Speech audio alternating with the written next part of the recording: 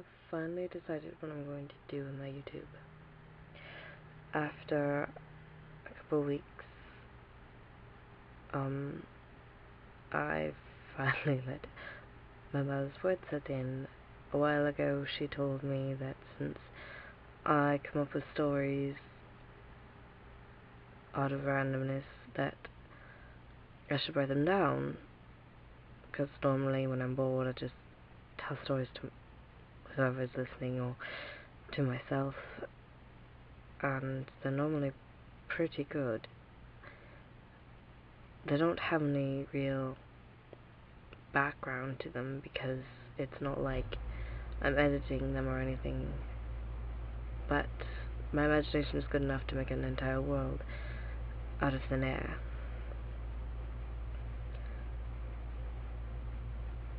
But I'm lazy, so instead of writing them down, I normally just tell them to thin air.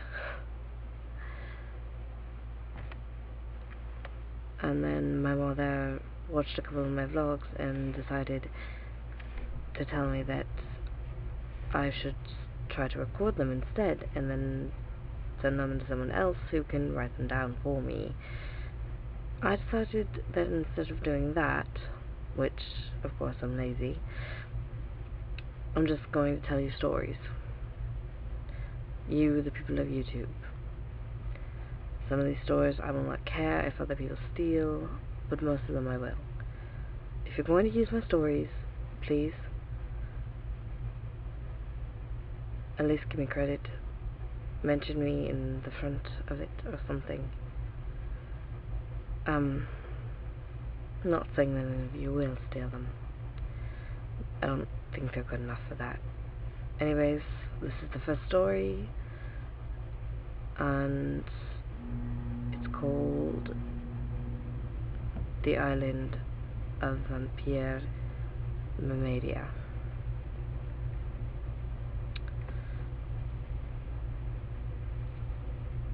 There was once a village on a lake known as Kriat. In this village there was a lady who was kinda beyond compare to anyone in the universe. Her name was Ciel. Ciel lived in a small cottage right on the lake.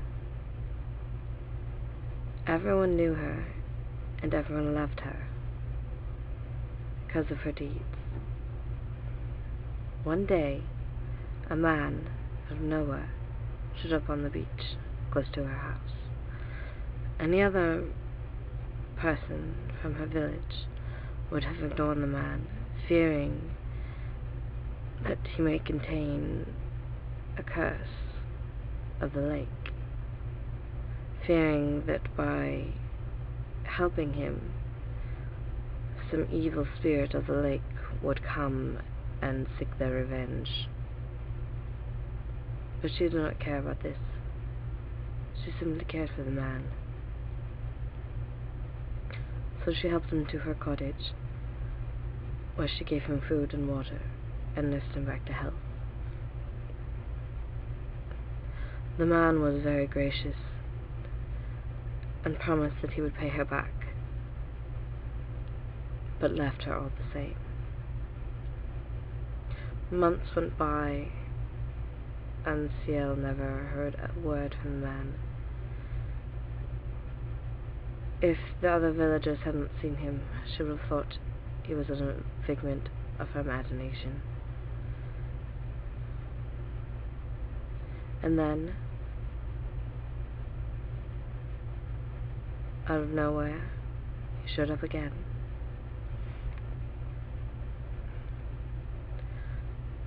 His hair, which had been frazzled on the day she found him, was now combed. It was black, jet as night. His eyes were sparkling blue, and he wore a suit that seemed to be made out of the softest of wool. He came to her door and knocked, and she answered. She believed that to make someone wait was a cruelty that deserved the highest of punishments. When she saw him, she knew immediately who he was.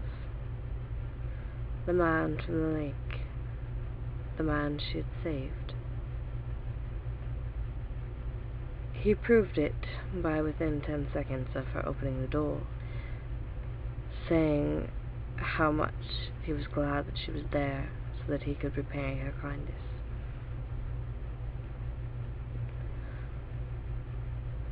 Ciel was glad herself. She had thought the man was lovely, so lovely. She'd never met a man like that before.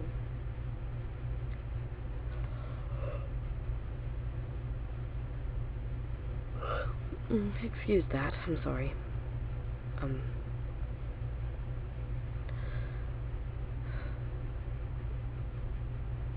Ciel knew that the other villagers thought him to be a creature of the lake, since simple bread and water that she had given him, and all that he had needed in order to be fine the next morning.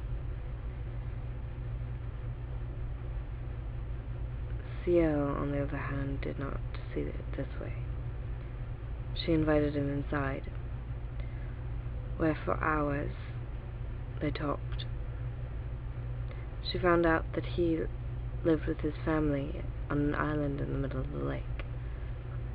She thought this impossible. Fishermen had gone out on the lake for years and had never said a thing about an island or anyone passing through from an island on the lake. It was a superstition in the village itself. The lake was haunted by creatures with serpentine legs and human torsos. She couldn't think that this lovely man and his family could possibly be any of those. Excuse me. Any of those creatures. But there he was, saying there wasn't an island in the lake. For some time, they talked. And as he talked, she started to wonder what this island was like.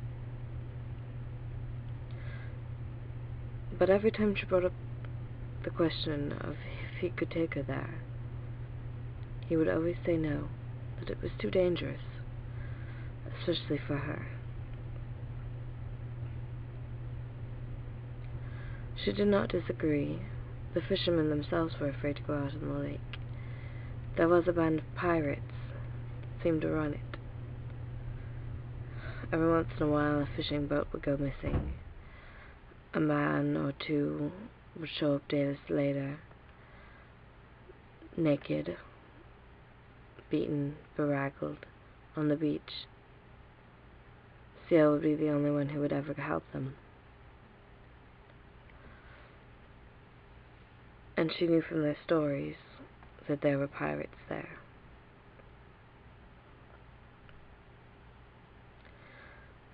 The man told her that his name was Krish, like the village.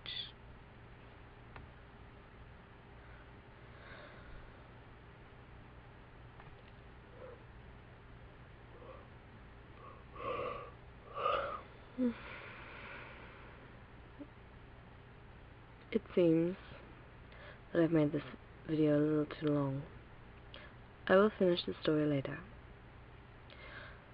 If you have liked it so far, please tell me in the comments. Good night all, and I shall see you later.